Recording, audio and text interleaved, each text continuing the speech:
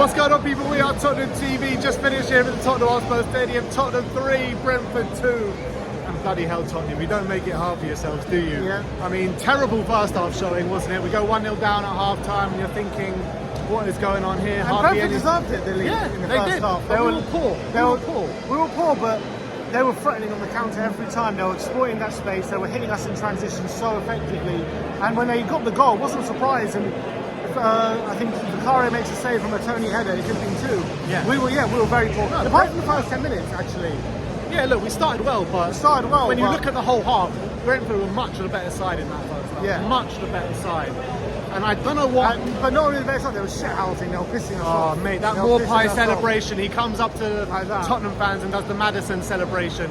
And then he goes and has some words with Maddison as he's walking back to his half as well. But we had the last laugh anyway. You know, half-time comes, we make 2 changes. Kulusevski back into the middle. Skip went off, which was a surprise to me, because I thought Skip actually was one of our better players in the first half. But those first 10 minutes were breathtaking stuff on Tottenham. We blew them away.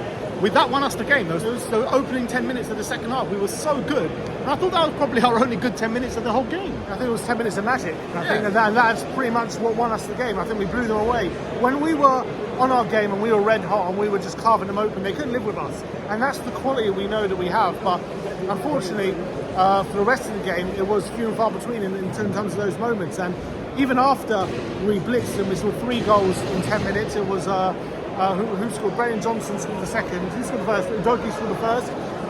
Richie. Udogie's shot kind of deflected back to him. He scored the second goal. Brilliant work from Timo Werner on the left-hand side. Great ball across the face of goal. Johnson taps home, and then Richie, after good work from Maddison, who we'll talk about in a minute, makes it 3. And you're thinking, 3-1 up, we've blitzed them, it's going to be an easy ride here. But credit to Brentford, they didn't give up. And it wasn't just, obviously we gave them a goal, made it 3-2, but it wasn't just that moment. I think Tony, went round Vicario and put it wide just before then as well. Like, they were growing back into the game before the goal. We gave them too much confidence in that second half. Like, we could have kept going after that third goal. And it just seemed like we slowed down a little bit for some reason. I'm not sure why. And we gave Brentford that belief back again in that second half. Yeah, we did, unfortunately. It was all our own doing. It was a bit, again, too sloppy.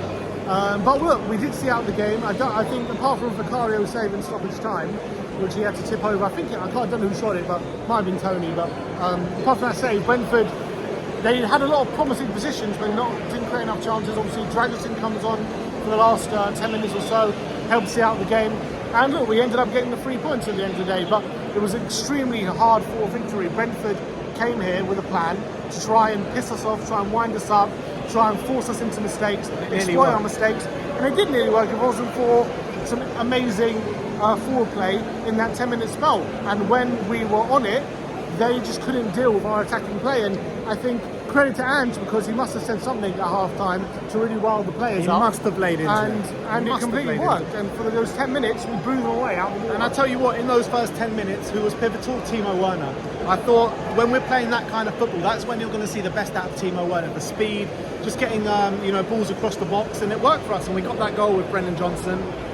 In terms of James Maddison today, it was like kind of a half assist. It didn't really come off him, but it was his hard work that forced that goal for Richarlison. But in terms of James Maddison, he was rusty, very, very rusty today. In the first half, I thought he was fairly poor. Second half, he did get a bit better, but still not to the James Maddison that we know and love. Well, obviously, he went off suffering from cramps, so maybe that's an indication of where his fitness level is at the moment in terms of match fitness. But I did think he was better in the second half. I thought he was a lot...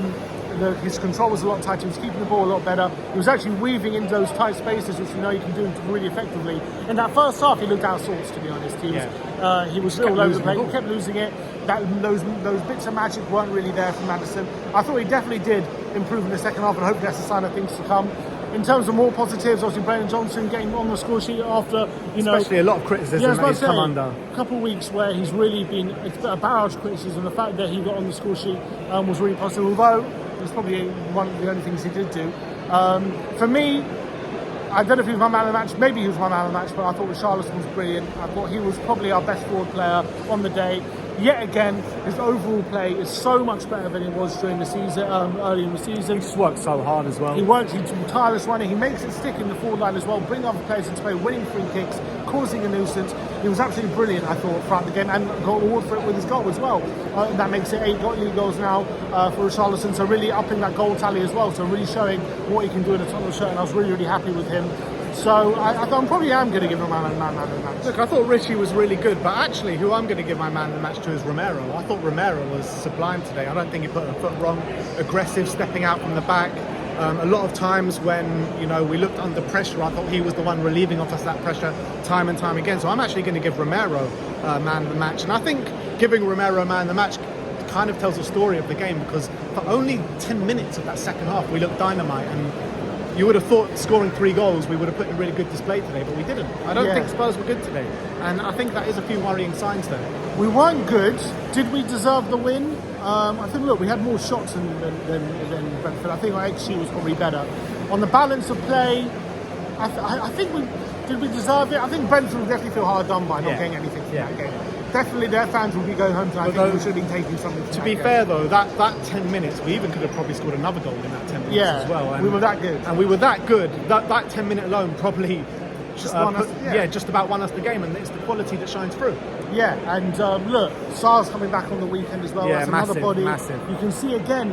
I thought today, late in the game, we were looking tired, man. We were struggling with energy. Brentford were able to bring a few players on, and that added energy to him. I thought that to Silva, the number 10 for them. I thought he played a real impact when he came on as well. Ivan Toney, I thought, gave us a really tough ride. What a player! Brilliant. He made 3 fouls in the first 5 minutes of the game. Where he was so aggressive today, Ivan Toney. We found it hard to deal with him. And look, if he had better finishing on him today, he could have scored a few more goals. And maybe better teammates as well, because I thought he was creating chances. There was as well. one chance, wasn't it, when he went bearing down the goal and he just kind of screwed it wide. That was a big chance. Big chance for Ivan Toney. Yeah, but then he scored a minute later, didn't he? After Udogie just gave it to him. What is Udogie doing? This is the second time he's done something like that. Yeah. West Ham was the first time. And I thought as well, in the first half, in the early stages, he just kept giving the ball away time and time again. I think their goal came from Destiny Udogie giving the second ball away. Goal, yeah. Even the first goal as well. Yeah, it was actually, yeah. So, both goals, both come from Destiny.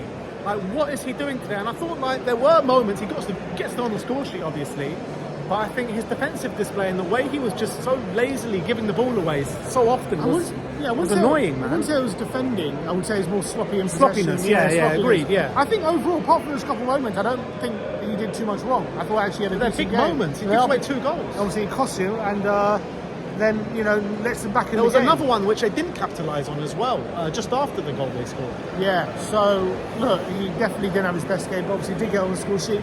I don't think there's anything to There you go. Someone's taking a selfie. Come on. I don't think it's a narrative to say he's struggling or anything overall. I still think it was okay, but yeah. It's things that he's got to watch out for, because you cast your mind back to I think every player knows not to pass it back to her and keep Yeah, but why does it keep happening then? Because it happened against West Ham, it's happened again today, and it really put us under pressure. We're 3-1 up, we're clean sailing in the game, we've just had an amazing 10 minutes, and he's doing that, and then we're back under the cosh again. Yeah, and I'm sure he'll know not to do that. I'm sure, hopefully, going forward, that's the situation will be rectified. I thought, first of all, Højbjerg put a decent cameo again. He was good when he came on. Pretty good.